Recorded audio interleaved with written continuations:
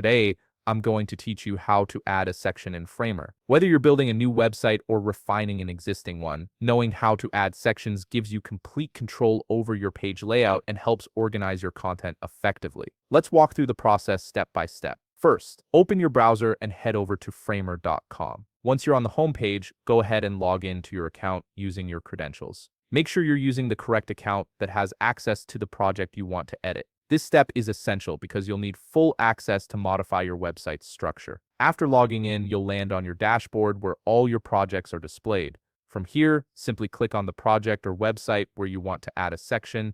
This will open up your design workspace and load your current website layout, allowing you to begin making changes immediately. Now, here's where it gets interesting because you actually have two different methods for creating a section in Framer. The first method is to use Framer's built-in section templates. These are pre-designed sections that can save you a lot of time. To access them, look at the top menu and click on Insert from the drop-down menu that appears. Click on Sections. This will open up a library filled with various section options such as navigation menus, landing pages, image galleries, and much more. Browse through these options and simply click on one that suits your website's design and purpose. Once you select it, the section will automatically be added to your canvas and you can customize it further from there. The second method gives you more creative freedom by using a frame, which is essentially a blank container you can design from scratch. To create a frame, simply press the letter F on your keyboard. This activates the frame tool. Now click and drag on your canvas to create a frame of any size you want.